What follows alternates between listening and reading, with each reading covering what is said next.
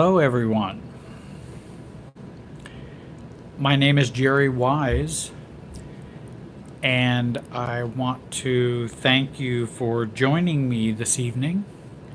I kind of titled this 90 Minutes with Jerry Wise to give people an opportunity to volley some questions at me. Many people who have watched my videos have lots of questions, and I will also get them in emails, and it's sometimes very difficult to answer them via email because I get so many of them. And I was just trying to figure out how to do the live. Maybe I have a help from, hi Kelly, I have help from Rinda Smith, who is helping me tonight. She is a therapist and life coach, and you can find her at Family Tree Counseling. You can also find her at Rinspire on the, hi Andrew, Rinspire on the web. I wanted to share a few things that are happening with me and that I'm looking forward to here. You can find me at www.jerrywiserelationshipsystems.com, and you can also find me at the same name on Facebook, Jerry Wise Relationship Systems. You can find me on the Facebook page. I've just posted a few quotes up there recently that you might enjoy. And I wanted to tell you that I have some things that are in the works that a number of people are looking forward to. Is a workshop on Zoom where they can attend a workshop. I have a number of people that have been working very hard on self-differentiation. They're adult children of alcoholics, they're adult children of narcissists, they're folks who have been severe codependents, people who have struggled with narcissistic abuse, and this is an opportunity to learn how to find yourself, be yourself, and learn family system dynamics. I had a client today who asked me, well, Jerry, how do I go about this work of having a self? And I say, well, there are two things that are important. One is to work on that enmeshment, or that you have with your family of origin and with other people, an overfusion of yourself and them, which causes lots of problems. And hi, Sumit. And then secondly, it's learning family systems, perspective, and dynamics. We do learn some skills in self-differentiation, and and we also want to train our minds to learn to see things differently and from a broader or zoomed out perspective. Many times that will help us with enmeshment and fusion if we reframe our family of origin and how we interact with them, and we reframe the dynamics we have with a spouse or our family or our children, or even at work. And so if we learn those kinds of skills and also those types of perspectives, that can really make a big difference. Hi, Joan. I did want to share with you that there was someone wrote me today, and I can't say their name, and in fact I don't remember their name. They asked me if I would do a video about self-differentiation, in which I would tell him or teach others or teach him how to use different words and language that really create a sense of self-differentiation or a sense of detachment or neutrality. And he said, and he gave me this vignette, he gave me this example of what he used with his family of origin, I believe. And he talked about his family, and when someone said to him something that they had typically said in their family, which was a very enmeshing or very deriding statement, he was able to respond back in a non-reactive way. And he used those words. And inside, he said, having used those words, he felt very free, and he felt like for the first time he hadn't gotten caught up or caught in his family dynamics near as much as he had in the past. And he was so excited about that. He wanted to share that with me. He said, hey, why don't you teach people words that they can say? Now, he's absolutely right. I do role plays with my clients all the time. I try to offer them a new way of speaking that teaches them or utilizes family systems dynamics, and also is a modeling for self-differentiation. And now, he was simply thinking that if you just use these words in a certain way, like that would be all what you would need to be so free or neutral or feel less enmeshed. And I think there's a little more to it. And I wanted to write him back and tell him I think there's more to it than just those words. I'm not against those words. I think I definitely teach people to use certain phrases and words that illustrate their and demonstrate and come out of their desire to be differentiated from their family of origin or forever, or from others, for others. And I see Joan is promoting the whole view of role playing. We've done lots of role playing, and I think I remember going to a therapist who was a Murray Bowen family therapist, and in fact my first supervisor in seminary, when I was in seminary, Dr. Stoneberg, was excellent at role-playing. Reggie, who was a therapist I had, who was also a marriage and family therapist and a Bowen Family Systems, and he did role plays. And the role plays really took me out of myself, because I'd play the... I played the family member, and of course I knew how to act with them because I knew how my family acted. I knew how others acted. I knew how other friends acted. I knew how other church members acted. And so I could act them. What I didn't know is how to change how I act and how I feel and how I see it. So he played the objective, self-differentiated Jerry for me. And that was so useful and so helpful to do that. And I'd walk away going, how did he know how to say those things? How did he? That was so good. Because he was neutral and non-reactive. I was not. I was very, very reactive and really caught up in the situation. So it was very difficult for me to be neutral, detached, self-differentiated when I interacted with other people.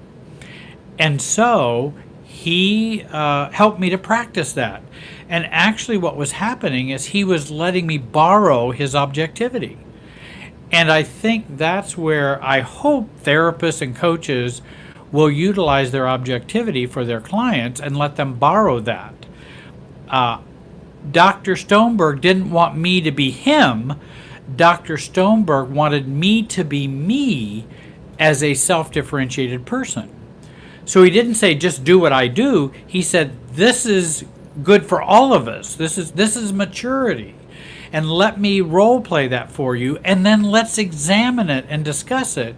But even the role play itself was very powerful, because it got me thinking in ways and him responding in ways I never would have thought of doing with other people. It wouldn't have even come to me. Why would it not come to me? because I have observational blindness, because I'm stuck in my paradigm and how I see the relationship, how I see the other person, how I see myself. He could step out of that and play me while responding to them in a very adult way. And I'm going, oh my gosh, that's incredible. I also wanted to mention to you before I move on, there's a couple of questions I have. I've got the workshop that's coming up on Zoom that I'll let everybody know. If you go to my website, you can sign up for my email list, and then you'll get notified about that workshop. I also have found more material that I have done that I'm also going to put up on Vimeo, and I have some pay-per-view workshops on Vimeo that you can go and take advantage of. And then some new material I found was on self-differentiation and codependency. And someone I saw in the stream of comments, someone I saw mentioned how much they appreciated Codependent No More, or Beyond Codependency, or the Melody Beatty material, which is excellent. It's all excellent. The only thing I found when I was beginning to recover from codependency, I found those books very helpful. So I'm not deriding them at all. I encourage people to read them all the time. I just know they have limitations because they're not family systems oriented. They're more individualistic oriented.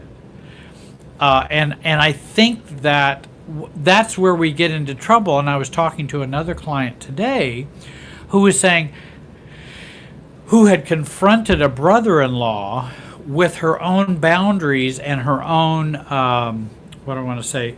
She wanted to declare herself and her own boundaries with her brother-in-law, and saying, please don't plan on doing that without in the future checking with me and asking me first. And I said, you have every right to say that to your brother-in-law. Now, her brother-in-law got very quiet, kind of upset, and kind of has withdrawn from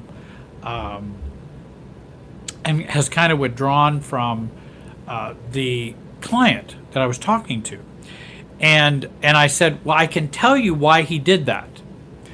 Not because he did it out of maturity. I didn't say that. Nor did he do it because you were doing something, quote, wrong. You have every right to state your boundaries. You have every right to tell him what you want, what you think, and what you believe, and what your boundaries are. The thing you did not do was take into account what you've been doing for the last 25 years. That's what you didn't do. You just changed and wondered why everybody doesn't just accept it and think it's all okay. That now you have boundaries, and why don't you just accept it? I'm mature now, and you're not. And here I go. And that's where we have the problem of dropping the bomb. When someone comes home for family dinner and then they drop the bomb, and oh, by the way, I'm not going to do that anymore. And that rather than going and saying, hey, I know for the last 25 years I've been doing this. Whatever you've said, brother-in-law, we do. And I've always gone along with that. Now all of a sudden, I don't want to go along with that. So I'm just telling you, and you should be okay with it. No, that's reactivity with boundaries. The other is reactivity with compliance. What if we do it without reactivity? And that would be to understand the whole system. Hey, brother-in-law, I know we've always gone along with whatever you've decided to do. I'm in the process of making changes, and I wanted to let you know we can do what you've planned when we come and get together soon. But in the future, one thing I'd like to ask if you could ask me first, or ask us first, before you make those plans. And that would be really appreciative. But I understand you haven't, the whole point of it is you haven't seen this new me for 25 years. And then when I all of a sudden become a new me, I expect you to just be okay with it. That's dropping the bomb. And that's not taking full responsibility for your part in the pattern and the cycle. Take your complete part. You have every right to have boundaries. She has every right to ask her brother-in-law to do things and to change, and or every right for her to change. But what I'm saying is that she wasn't taking the whole system into account, because she said, oh, I probably wouldn't have pushed my brother-in-law away so much if I would have talked to you before I did that. And I said, you weren't wrong. You have a right for boundaries. You can state them any way you want. But I like stating them in as mature and appropriate way as I can, which means I take full responsibility for my part in the cycle for the last 25 years. And that's where sometimes we don't do that. Now, I'm not talking where there's abuse involved. Where there's abuse involved, that must stop. I can't, though we still should take responsibility for our own part in that cycle where we have either stayed or felt intimidated or, didn't get the help we needed or whatever we needed to do. But it still must stop. And it doesn't matter whether there's a bomb or not a bomb. But when we're talking about neurotic relationships of people we want to continue to have a relationship with, then we want to take in the full picture of the system when we start asserting our boundaries. And so when I went off on that rabbit trail to talk about how Codependent No More and those kinds of books, though very good, don't take in fully a family systems approach, which I think is even more helpful. So I read those. So exactly, if somebody's codependent and just discovered they were codependent, I would say go read Melody Beattie's Codependent No More, Beyond Codependency, or, one of the main codependent books, Claudia Black, though she tends to be more ACOA. But read Melody Beattie on codependency, and also read Jenny Brown, Growing Yourself Up, so you have two sides you have the individual approach and the family systems approach together. And that's going to, I think, produce the most wisdom for you. Because one will deal with enmeshment and the other will deal with identifying what codependency is about. But Codependent or Growing Yourself Up by Jenny Brown, I think would help you. And by the way, Rinda is here. She's just off camera. She's helping me out tonight, kindly. That it provides a way to begin to de-enmesh, because the calmness and de-enmeshment is everything. That will help you negotiate relationships in a way you can't imagine if you can learn to do that. And I believe you can learn to do that. If I can learn to do that, anybody can learn to do that.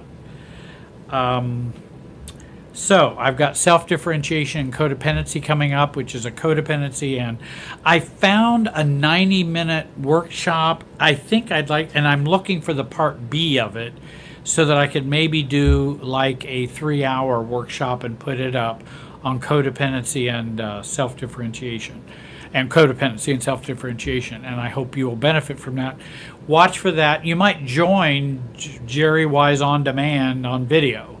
If you join the Vimeo, Jerry Wise On Demand, you can then those will be made available to you. Let's see here. And truly love. Okay. Lisa from Ireland. Have you a way, here's a question, to just push all this aside and truly love ourselves? Well, that sounds somewhat like a how question. In other words, how can you love yourself? I think you already know, though I will say we can have difficulties knowing what normal is. So I'm not saying our knowing is a full knowing, but many times we do know what it would entail to love ourselves, but yet we are not ready to do it. And so if you say, how can we push all this aside and truly love ourselves? What I would do with someone who's stating that to me as a client and saying, Jerry, help me with that, then what I would do would be to talk to them about, can they accept themselves right where they are and recognize they are not ready to love themselves? And can they look at what are the downsides if they were to love themselves? Because there's where the secrets and the roots are. The downsides to the good thing. And then self-love starts to become more organic when they start, because many people don't love themselves. Now, not accepting me not loving myself is a part of not loving myself. So I want to first start by loving myself in accepting that I don't love myself, if that makes sense. And it sounds kind of a riddle, it sounds kind of paradoxical, but it really is what's happening at the time. And we don't accept ourselves in not loving ourselves. We just keep beating ourselves saying, you need to love yourself, you need to love yourself. And we whip ourselves on the back, waiting for us to love ourselves, rather than, well, why don't you love yourself not loving yourself? How about we start there and accept that you don't, and that there may be good reasons why you don't. And let's take a look at those downsides. Because if you loved yourself, you might change relationships. If you loved yourself, you might have to let go of a child. If you loved yourself, you might have to change jobs. There's a lot of scary things. If you loved yourself, you wouldn't put up with your mom or dad's abuse, etc., etc. And so there can be lots of downsides for loving yourself. Most people think it's just all positive if we love ourselves. And it really isn't all positive if we love ourselves. The good things are not all positive.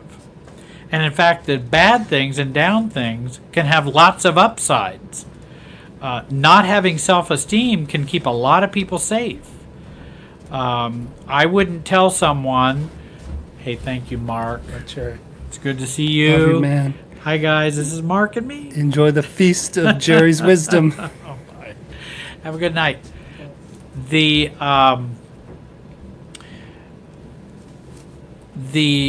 For example, if someone's in a horrible example, if someone's in a concentration camp, I would not suggest they do the good things of having lots of self-esteem and lots of assertiveness. It would be dysfunctional. It would be very dysfunctional. I wouldn't encourage that. That's going to cause lots of problems, if not your own death. So in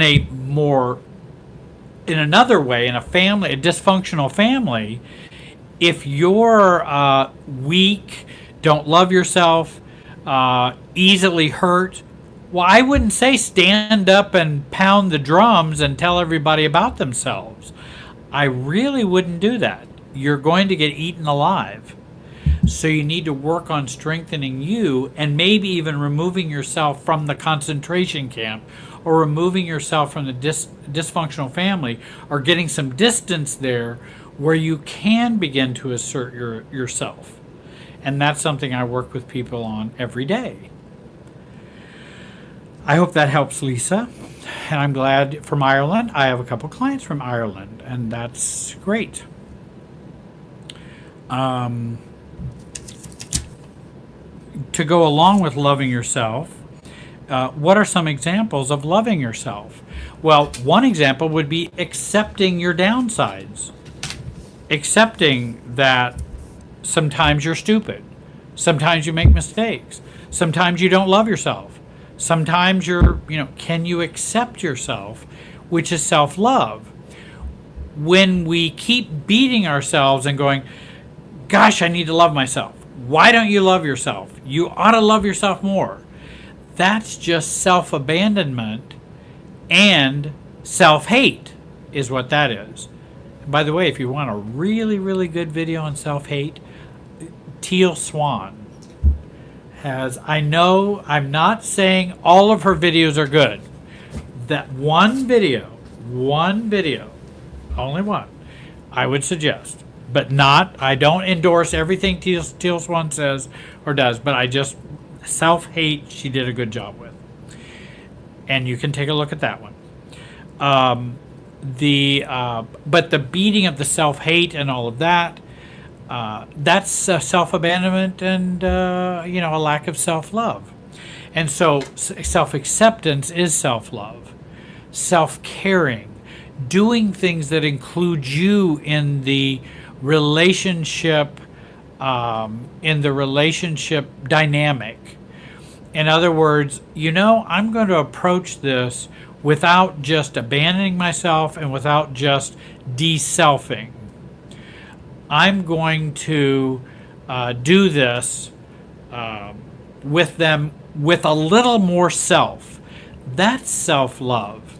Maybe it's not total self-love or total self-acceptance, but we begin to work on in selfing ourselves rather than de-selfing. Codependency is the actions of de-selfing ourselves. In other words, I don't matter, you matter. What I feel doesn't matter, what you feel matters. Or some people use the plus minus. You're plus, I'm minus, rather than plus plus. The narcissist is I'm a plus and you're a minus. The codependent is I'm a minus, you're a plus.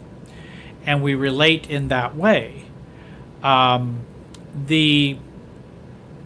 so what we want to do is get the plus on our side. And that's a part of the self-love. Another way to love yourself is find out what you don't like about yourself or what you hate about yourself. I remember very early on the difficulty I had with and I remember being in a group. I had a great supervisor, though he was absolutely brutal. But he was doing it on purpose because he wanted us to really learn. But boy, it was rough, especially for a codependent like me. And I didn't want to feel stupid. So I always managed to make sure I didn't want to feel stupid, because I thought I was stupid. So I didn't want anybody to see that. So I just made sure everybody didn't know that. But he knew I was trying to keep that a secret. He was good. And he knew I was trying to keep it a secret. And he said, well, Jerry, what bothers you? Why are you so uptight? Then I finally broke down and said, well, I just have this aversion to being seen as stupid, which was a part of my shame. Feeling shameful, feeling stupid. And he goes, why? I don't care whether you're stupid or not. I don't care whether you feel ashamed or not. That's your business. I'm not worried about that. Now, you may be worried about that, but I just want you to know I'm going to go around the room and see if anybody else is worrying about it. Nobody's worried about it. Jerry, you're worried that all of us are worried about it, and we're not worried about it. Because we all know we're stupid too. We all do stupid things. We all have those sides. And he began to help me normalize and that I could accept the part of me that was stupid. Because we all have a jerk side or a stupid side or a we don't know something side, or we all have that. But I just couldn't accept that in me because that was too shameful. And he helped me to work through that. So those are some ways or some things about self-love. That's not an exhaustive discussion on self-love, but at least is some comments on self-love. So we want to, well, let me see here. I've got another question here. Someone I have done nothing but good things for and love. Why? And this comes from Jackie. And I am angry because I don't understand why I am verbally abused by someone I have done nothing but good things for and love. Why? You would wonder why you would feel angry? Well, my hunch is you have two angers. One would be at them, and one would be at you. Because we de-self, we are de-selfing when we only do nothing but good things and love someone, and we get verbally abused or have some abuse come back to us. That is not self-love or self-caring. And that just because the other thing we tend to do is we think as codependent, anyway, I would think this way as codependent, that if I do things for someone and love them, that they owe me to treat me right. And that I need to keep doing those things to somehow get them to behave or treat me right or love me right in the right way. That doesn't work always in relationships. In many relationships, it doesn't work that way. And in many situations, it didn't work that way. It didn't work that way when we were growing up in our family of origin. So I would go back and find out what maybe the source or root of my anger has been, going back to family of origin. And I would go back and take a look at family of origin and where my anger began, because it probably began way back there. Even if we're having it with a relationship now, it began way back there. Where was someone treating you badly even though you were loving them and doing good things for them? Usually that's something that we've learned as children. And that might be a way and a place to take a look at that. I have another question. Oh, this is Soren. Jerry, I got into a screaming match with my parents. Flipped out, cussed at them. It got nasty. Told my dad I won't be attending his funeral. Reactivity is a real issue. What are your thoughts? I'm sorry to hear that, Soren, and I'm sorry to hear, Jackie, that you're also, are being verbally abused. That's not good. It's not appropriate. It's not love. And Soren, I'm sorry you got into a major reactivity with your parents. Certainly reactivity is a real issue. And that's where we have to begin to address our reactivity first. Because it's out of reactivity that we'll say rash and harsh things, and things we may not want to consider as permanent. Like, I'll never be at your funeral. Now, you don't have to go to your dad's funeral. There's no law that says you have to go to your father's funeral. Your dad's an adult and you're an adult.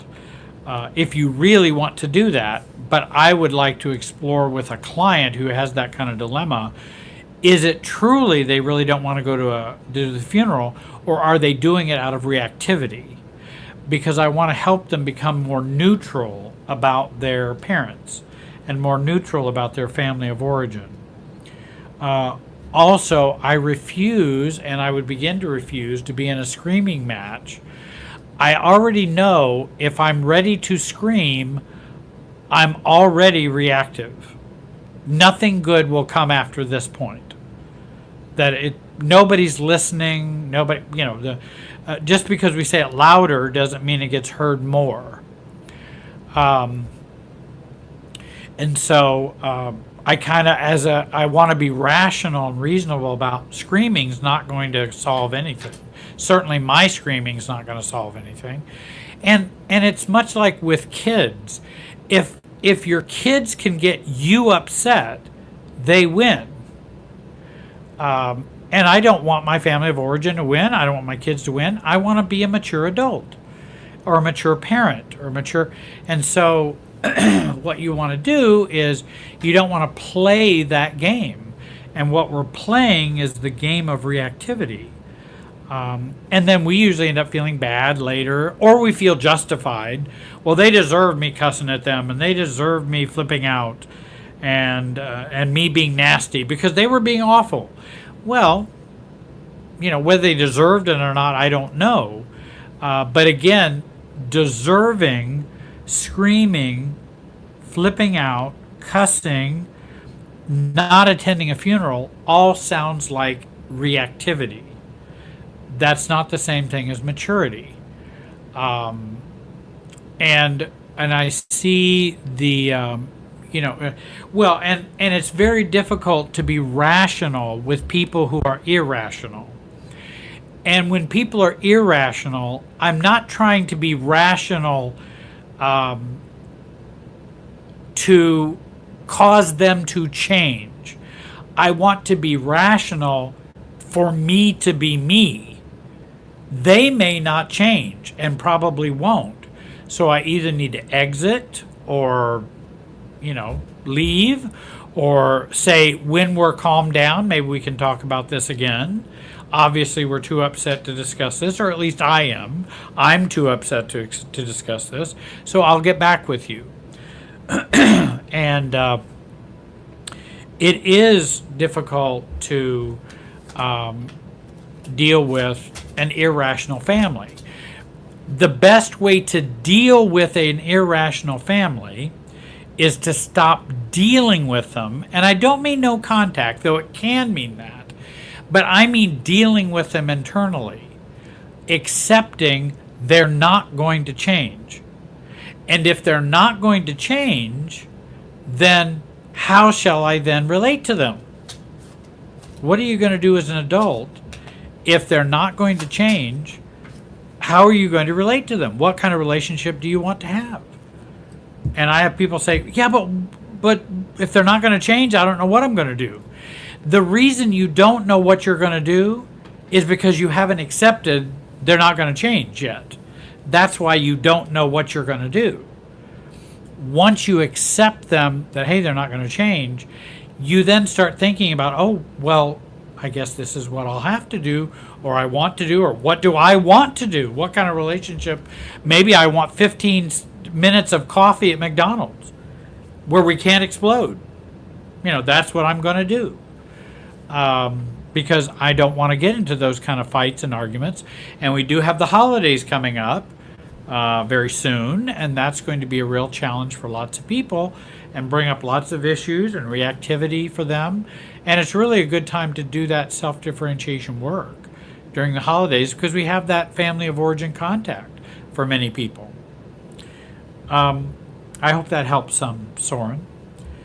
And Angela writes, how do you cope with the feelings of family cutoff?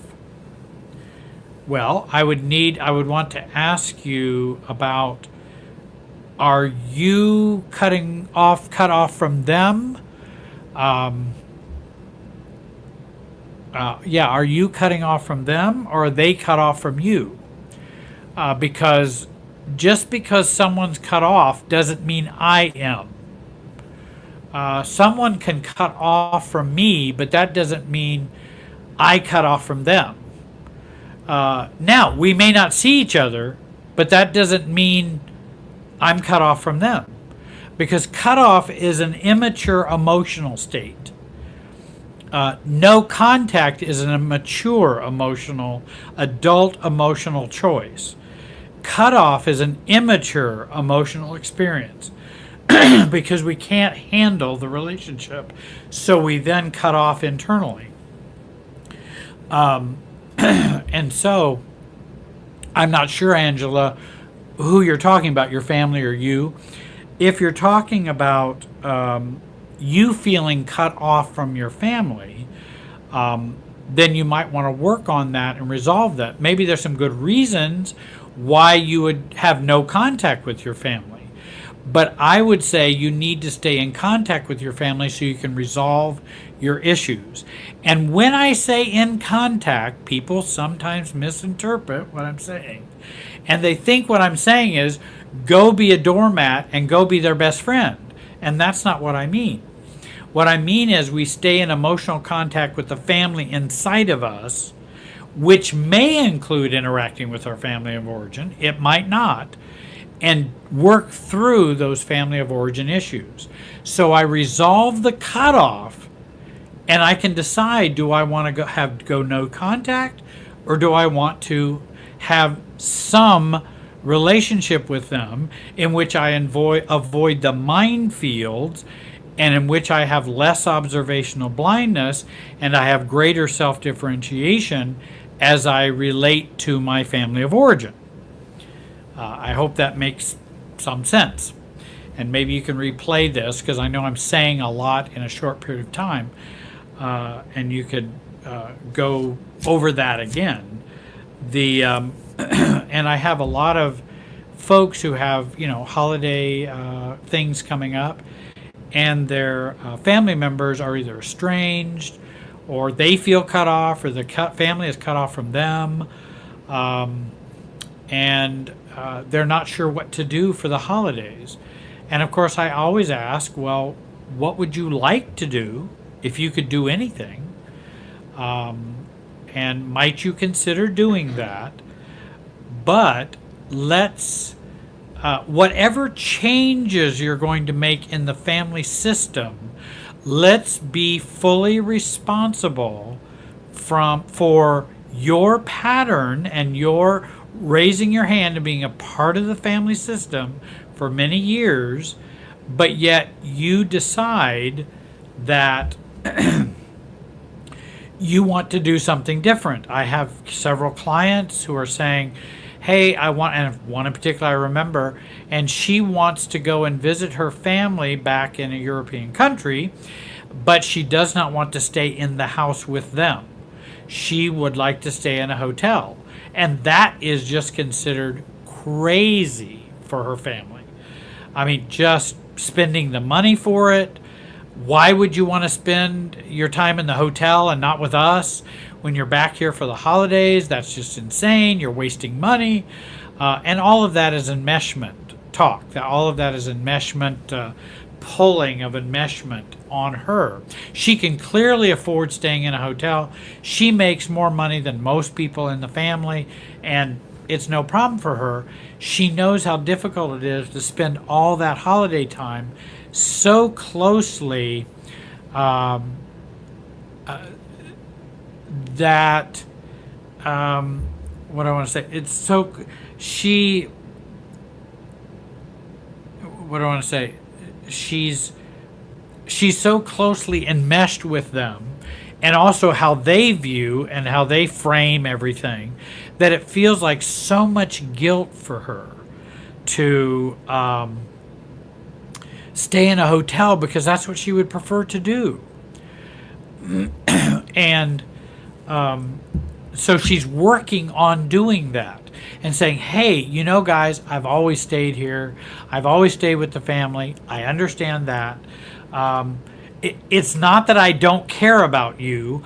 I'm an adult, and I'm in my 40s, and I'd prefer to stay in a hotel when I come to visit you for the holidays. And we can have family Christmas dinner, Thanksgiving dinner. Well, they don't have Thanksgiving. It'd be Christmas. U.S. has Thanksgiving. And Canada, I think, has Thanksgiving. But I'll come for Christmas dinner. We'll celebrate that. No problem. I'll enjoy that. I'll spend time with the family. But I'd really like to spend some time with myself during that time. And she really expects to get a lot of pushback on that. But she's working on doing that, taking full responsibility, and also practicing what is she going to counter when her family says, yeah, but that's just a waste of money. That's a waste of money, and why aren't you staying with us? Don't you love us as your parents? Children are supposed to come back. And of course you say, I'm sorry, I don't agree with that. I don't feel it's a waste of money. I think it's a very good use of my money. Second of all, it does not represent I don't care about you. Thirdly, I don't agree with you, and I see it differently, that it's only I love you if I come and stay with you. That is not the only way to express my love for you. I'm looking forward to coming to Christmas, this Christmas, and staying in a hotel. And looking forward to that. The first Christmas will be the most difficult because it's new. The first Christmas is most difficult because it's the newest change. And they will certainly, either before Christmas or during, want you to change back. And if you go through the stages of resistance, you can create a new self in the family. The first stage is, hey, why are you doing this? You know, that doesn't really make sense. Second stage is, you really need to stop and you need to change back. No, we want you to stay with your parents for Christmas and not stay at a hotel. Come on, that's just ridiculous. Then the third stage is change back or else. If you don't change back, then, you know, there's going to be consequences. If you can go through all of those stages, then the high anxiety will drop down and they have to deal with the new you. And if you're willing to hang in there and be self-differentiated, you can develop a new you in the family, and they can decide, hey, if they want you in the family, then they got to take you in the hotel. If they don't, hey, I'm not cutting off from you guys. If you want to cut off from me, you can, but I'd prefer you not. But, you know, you're adults. You can hate me for staying in a hotel if you want. You know, I don't have to change your opinion about it. And you can even say, I think it's a total waste of money that you stay in that hotel. I understand. You think it's a total waste of money that I stay in the hotel. I'm saying that. I understand that's how you feel. I see it differently. I am different. And that's not how I see it. And I don't expect you to change your view. You don't have to change your view at all. But I am staying in a hotel. Because I see it differently. But you're free to tell anybody you want that my daughter is totally nuts for staying in a hotel. I don't know why she would be doing that. That's crazy. Daughters don't do that. And, you know, and I think, and I've even told my mother, other people that, hey, you can tell that to anybody you want. I'm not asking you to change your opinion. I'm just suggesting that I don't, and I'm stating that I don't see it that way. I don't agree. I don't think it's a waste of money for me to stay in the hotel. Or for me to come on Christmas Eve rather than Christmas Day. Or for me to celebrate Christmas with you the Monday after Christmas rather than Christmas Day. Or because, Christmas is a artificial holiday anyway. And I mean artificial, coming from a Christian background. That's not when the date Jesus was born. I mean, I don't think any historian or even any theologian believes he was born on December the 25th. It's a made-up holiday. Now, I'm not saying it shouldn't be celebrated by those who celebrate the Christian faith, but when we just make it legalistically a problem where if you don't come on Christmas, we're not going to love you anymore. Well, that kind of misses the whole Christian message, I think. Especially when it's December the 25th and he never was really born on December the 25th. So, it is, we need to be realistic about, these types of holidays and family events. And the first person that needs to be realistic is me. I understand they're going to have a hard time with it. The family's going to have a hard time with it. And I accept that. They're going to have a hard time with that. But I'm going to do what I believe it's important to do. And I'm still going to show up. I'm still going to be there. And maybe they won't talk to me. And maybe they'll be mad. And I'll go, okay. Because you've already worked through, you accept the family where they are. And you don't need them. You don't need your family for anything. You don't need them. You can want them. You can choose to be in a relationship with them. But you don't need them. You're an adult. They're adults. What? You don't need parents anymore. You may have a mother and father and sister and brother, but it's not need. You don't have dependency needs that you have to have them. So we kind of let them go while accepting who they are. And then we can be with them more easily. It's being with them more easily. Let me get a drink of my Powerade Zero, which I like. I've been talking a while, so I'm going to take just a little break.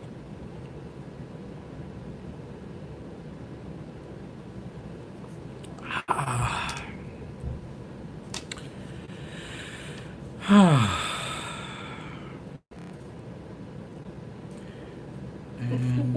let's see, I feel like self.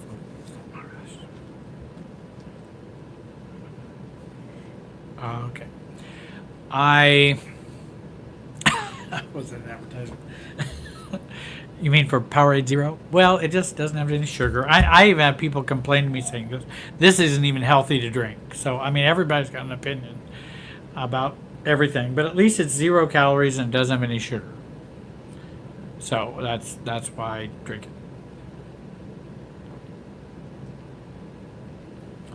And I've got to have a certain amount of fluid during the day, so I do that. Soren writes another question. And by the way, Lisa, if you're watching, I've got your question here, and I'm going to go to that one next. And somebody said, we know your secret now, Jerry. Powerade Zero. That's the secret. I tell you, if I had a magic wand, if I had a secret, I would be on a beach somewhere, enjoying myself. Soren says, I feel like self-love means that my relationship to my current friends and family will be severely limited. Do we just accept that? Is that a natural consequence of self-love? Well, I think it can be a natural consequence of selfing, of being a self, because we have created all these pretzel relationships that we've been in, where I come as a half self, they come as a half self, and we have all these relationships, or I come as a no self, and they come as a 150 self, which is more the narcissistic, and we have a lot of unhealthy relationships. Now, I don't think that means I need to reject everybody in my relationship pool. What I chose to do and what I felt was healthy to do is I'm going to begin to do self-love, self-care, and begin to be myself. And those that can accept or love me or care about me will stay. Those who don't, won't. And if those who don't, won't, and they leave, then why are you in a relationship with them anyway? What does, now I mean, if it brings you something positive, okay, but just accept the full limitation of that relationship. Maybe the only reason I'm friends with them is because they like going to the golfing range. Okay, well, that's maybe you like going to the golfing range. Keep that friend as a golfing range friend, but don't expect that friend to be intimate with you or accepting you and yourself. If that's not what he can do, then you just keep him from the golf range. You enjoy that together, and that's the limitation. That's where your lives intersect. But you're not going to be able to intersect very much. I'm talking about two circles that are overlapping. I don't mean enmeshment, but I mean where we would overlap in terms of our interests or things like that. And then as you begin to love yourself and as you begin to self-differentiate, then you will find you will become attracted to other folks who might have a higher level of self-differentiation and will accept you more. And you will not have to make those changes between, do I keep these relationships or do I be myself? And you won't have to make that choice, which is so difficult. We have to make that choice because we're in some relationships that are probably immature in some ways, and that's why we have to make those choices. Now, let me tell you, I don't tell anybody they should self-differentiate. It's hard work. It's a road less traveled. It's not what everybody wants to do. Not everybody's going to do it. So for those who want to take that journey, I think there's a way to do that. But there's lots of difficulties with it. There's pain. There's resolving or letting go of illusions, letting go of myths, looking at things differently, loving yourself, possibly losing some friends that you thought were your friends. So there's a lot of downsides. Just like when I remember in doing marriage therapy years ago with couples, and I would talk about the one thing I need to tell you is this process could be hazardous to your marriage. And I go, well, why are we here?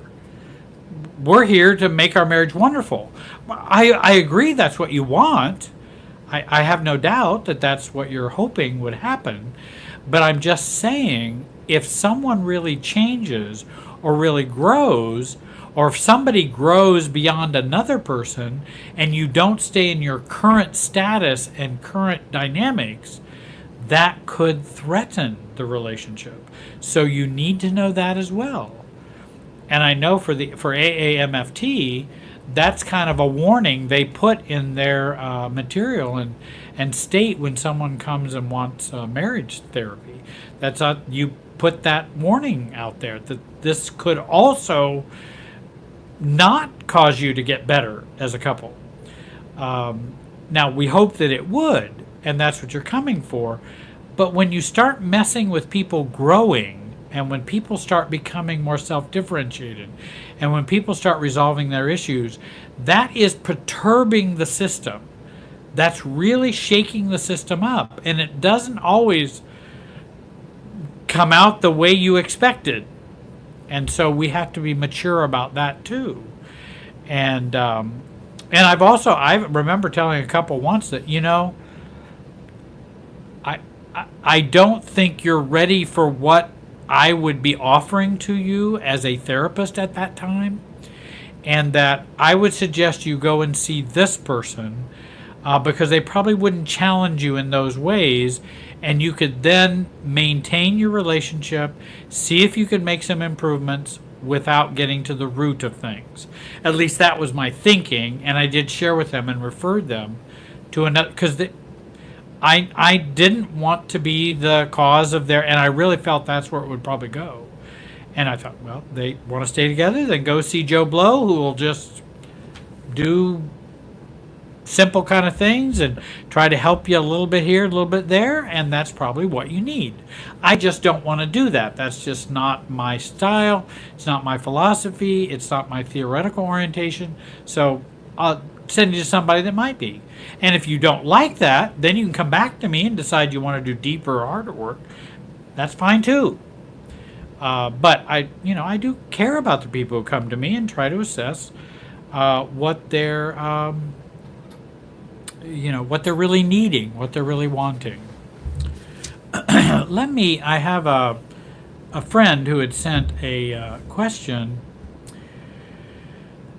She was saying, if you're experiencing narcissistic abuse in a marriage and your spouse or whoever is a narcissist or in that way, how do you know if you're suffering from Stockholm syndrome? And I think that's a very interesting question. May even be a question beyond my skill and ability.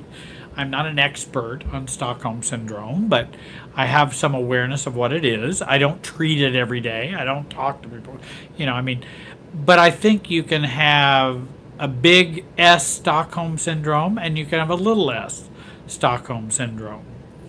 And, I think one of the things, I think it's always difficult when somebody says, how do I know if I'm experiencing narcissism? No, let me say it a different way. I will ask someone, have you ever had panic attacks? And they would say, I don't know. What is a panic attack? And then, do you know what I tell them? No, you haven't had one. Because if you've had a panic attack, you may not know all the clinical information about it, but if you've had a panic attack, you probably have you're probably going to go, oh, I know what that is, or yeah, I have. And I think much is true about, like with the Stockholm syndrome. With the Stockholm syndrome, that's a syndrome in which we, I have a video on what topic? Oh, put that on there. Sorry. The if someone may not be aware of the Stockholm syndrome that they're experiencing, and for those of you who may not know what Stockholm syndrome is, it was like back in 1967 or 70s or late 60s or whatever. There was a bank in Stockholm, Sweden, that was taken over by terrorists or kidnappers and robbers. There were like 4 bank tellers, and those bank tellers, they found out later, those bank tellers became very strongly attached and had a psychological alliance to their captors, and they did that for survival. That was kind of an unconscious process to do that out of survival, and you end up having positive feelings for them, feeling sorry for them, all kinds of things. And these are your captors who are abusing you and keeping you hostage. And you end up with that irrational bond with them, or we might say an irrational or transference with the captors. And so they found out that, that this was, this is a very real syndrome that was happening. Well, you can apply those kinds of things to abusive and narcissistic marriages, families, parents. I think there are many families, and excuse me for saying this, there are many families that are cults. They just are.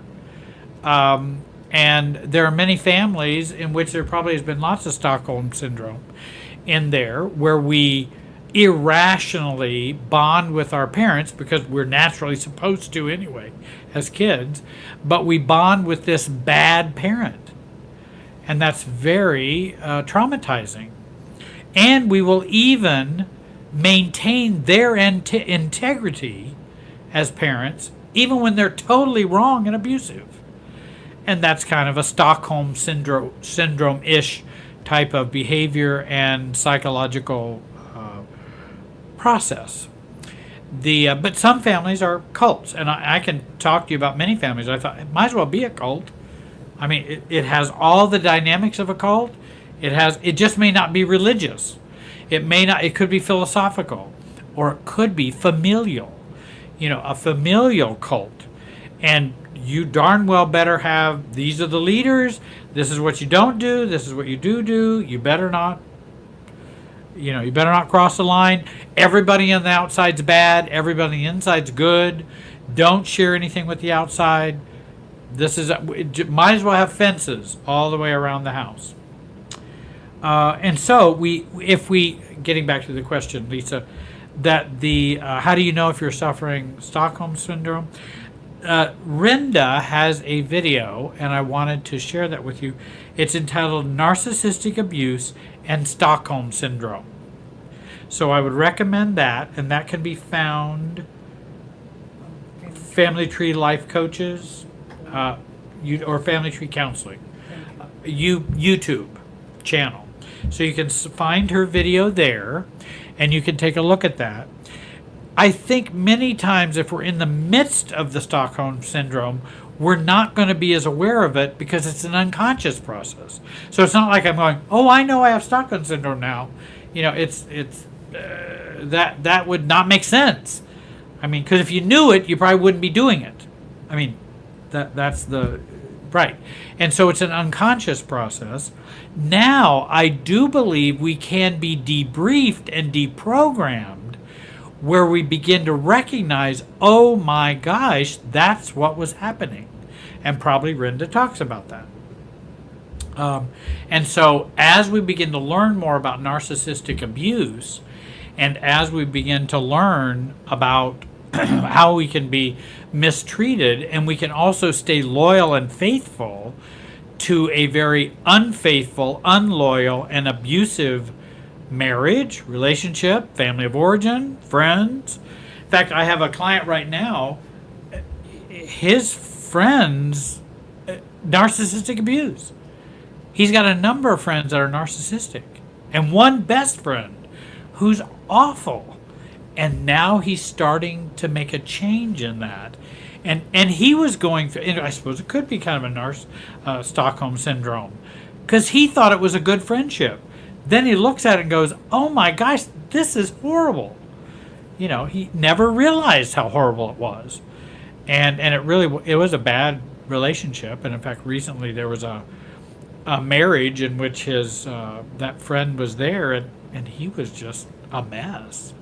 I happened to attend that wedding, and it was like, oh my goodness, But this was best friend for 15 years, and and it's like we don't see it. We don't see it.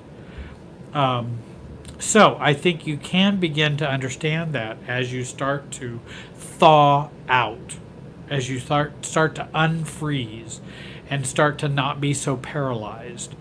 Then you start seeing the Stockholm Syndrome.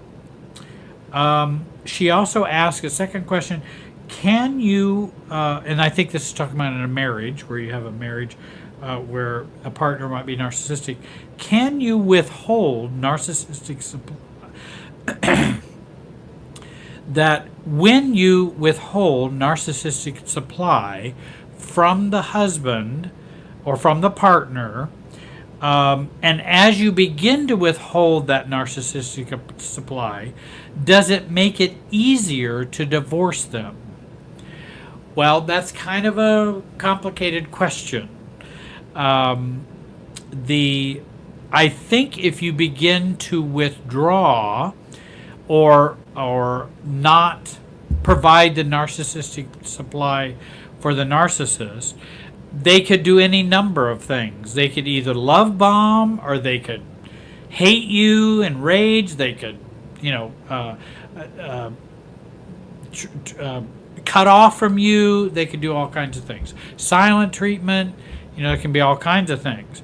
Or it could be slowly and more subtle, that you are not providing the narcissistic supply for them. And that, certainly that's something we'd want to work on and to achieve to be less of a narcissistic supply for them. Second of all, can it make it easier to divorce them? And I assume you're asking the question, can it make it easier for you? Or did you mean, can it make it easier for them? I don't know that it's going to make it easier for them. They're not going to be happy with being left or divorced. That you're not supposed to have that kind of power. So they're not going to be happy with that because you're crazy and there's no reason, and you're wanting to divorce for no good reason, and look what I've done for you all this time, and you're being selfish and da da da da da. And not looking at how they've been verbally abusive, even physically abusive, threatening, and all those kinds of things. So now, could it make it easier for you to divorce them? I think it could, because as you begin to thaw and as you begin to see and starting to get out of that narcissistic abuse trance, which is kind of that Stockholm Syndrome, it's that narcissistic abuse trance. As you begin to, wake up, and I can't snap my fingers very well, a little bit of arthritis in there, it's a little hard to do that. But I haven't snapped my fingers in a long time.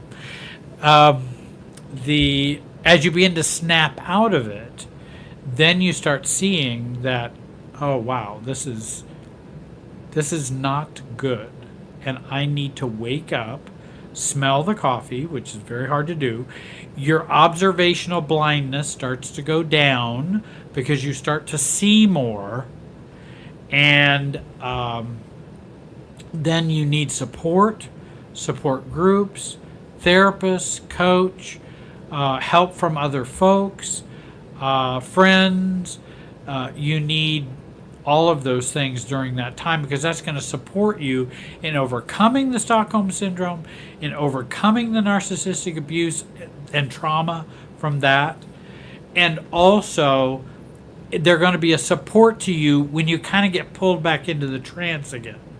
And I think that excellent book, Healing from a Narcissistic Relationship by Fjellstedt,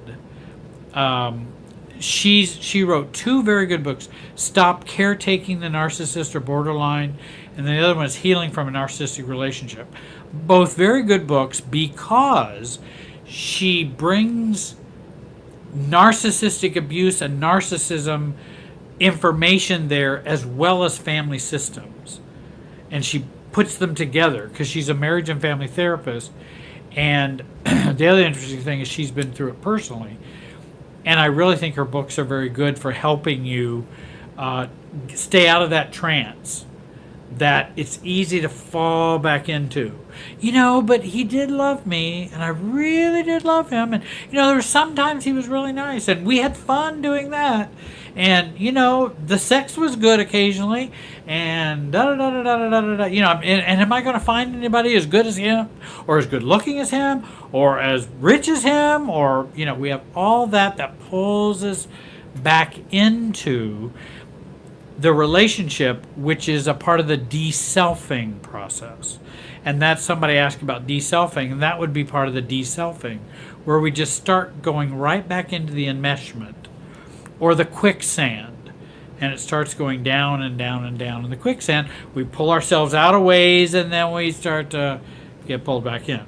And Fjellstead, Marjorie, I think is her name, F-J E-L-S-T-A-D, I think is how you spell her name. But you can find it on Amazon. She helps with that process tremendously. Oops, wrong thing. Let's see here. I think we are... I shared about that. I shared about those questions. I'm going to take another drink and... relax for a minute, maybe, and you're probably tired of hearing me by now. And probably tired of hearing me talk. I do want to share with you that, again, you can find my YouTube channel at Jerry Wise Relationship Systems. And you can also communicate with me or join my email list at www.jerrywiserelationshipsystems.com. You can send an email to me at jerrywise5, the number 5, at gmail.com. And I might say, give me a little while to respond to you, because I get a lot of emails, and so it'll take me just a little while. Some people are upset with me because I didn't respond within 24 hours. Well, it can be a week sometimes if things are really busy, and so I hope you'll be patient. And then Jerry Wise Relationship Systems, Facebook, and then there's also, I'm on Twitter as well, under the same name. You can find me at Jerry Wise on Twitter, Jerry Wise Relationship Systems. And I have someone who helps me with my social media, and we try to put up new things for you. I try to put up quotes and helpful information. We've also been working on the possibility of doing some live Wednesday experiences, but it's just been really busy to do that.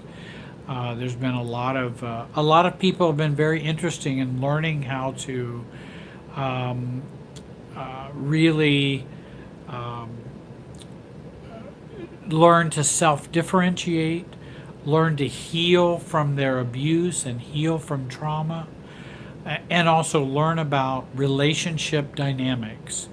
If you want to learn about family systems, relationship dynamics, good books are the Harriet Lerner books, Lerner, The Dance of Anger, The Dance of Intimacy. She was one of the first people to start writing in a popular way using Bowen family systems.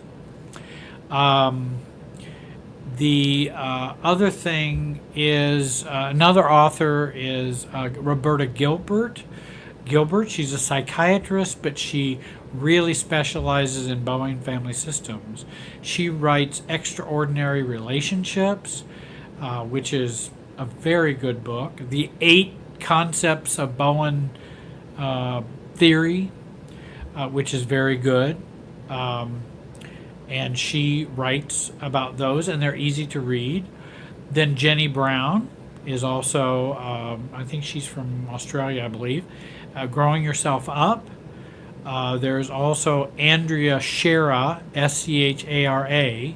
She's also, I think, from Wales or from, not Wales, Australia or New Zealand.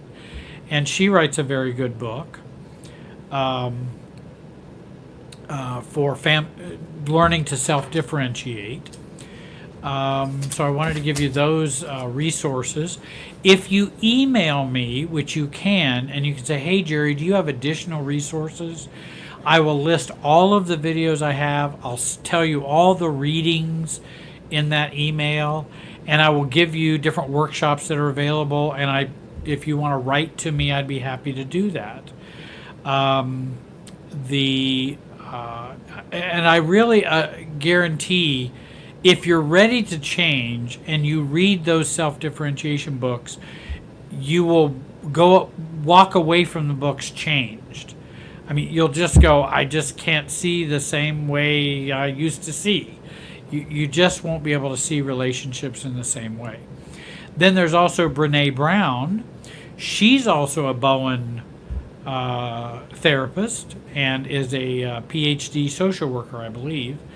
And she, her books, Braving the Wilderness, she has TED Talks on shame, and there's a bunch of topics she's talked about.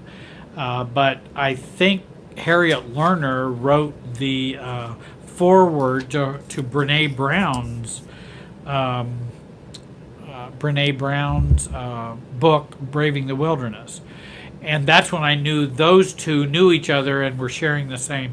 Because I would listen to Brene Brown on TED Talks, TED Talks, and I'd listen to her. I go, how has she got this down so well?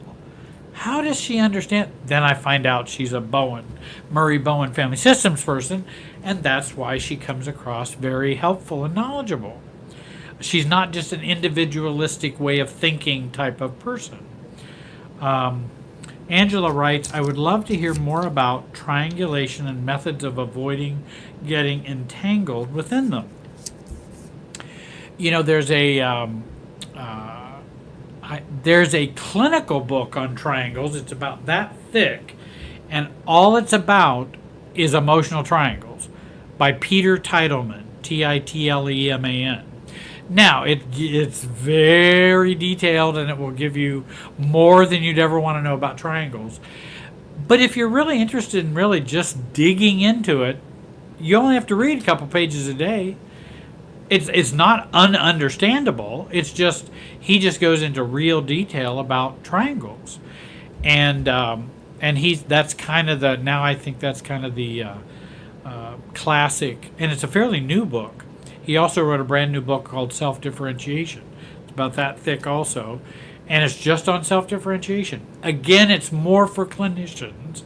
It's more for coaches or professionals, but it's not unreadable. I mean, it's not something that, it may be detailed. So if you're, it's kind of academic, but it can be helpful.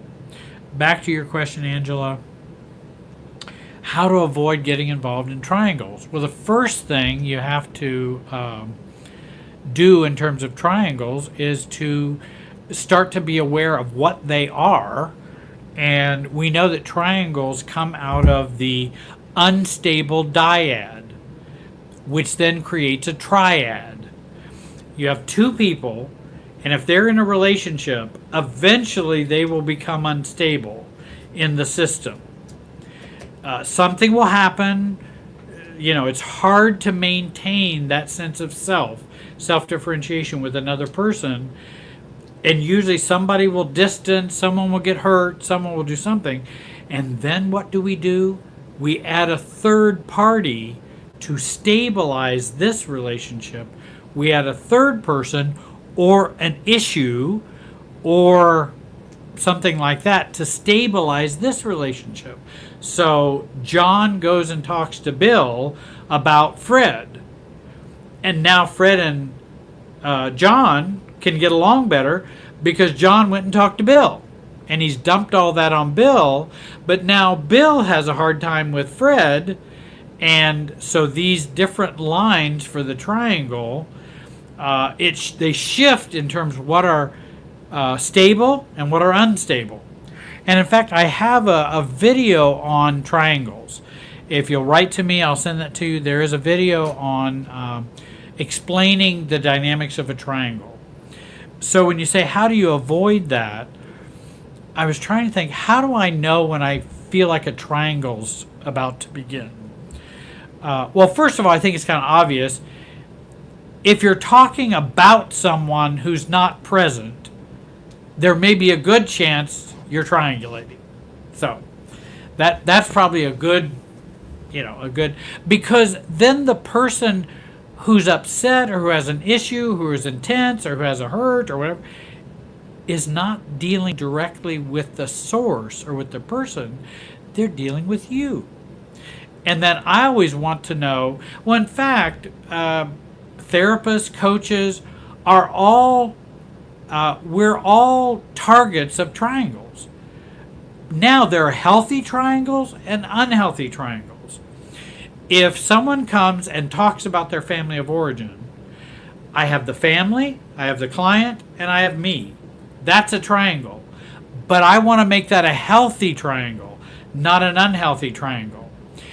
The way I make it a healthy triangle is to help them resolve their relationship with the family of origin. Where it becomes an unhealthy triangle is if I get mad at their family for how they treated them. Now it's not a healthy triangle. Now I've become an unhealthy, dysfunctional part of that relationship. So there are healthy triangles and unhealthy. I want to avoid the unhealthy triangles. Certainly I can have a friend come to me. Well, let's say a couple gets divorced. And they come to me, hey, Jerry, I'm going to divorce my wife. Okay, I'm sorry to hear that. Gosh, you guys have been together a long time. I'm very sad. I'm sure you've thought long and hard about it, and and you've gotten help, and you're just to a place of doing that or whatever. I'm not in your marriage. I don't care how long we've been friends.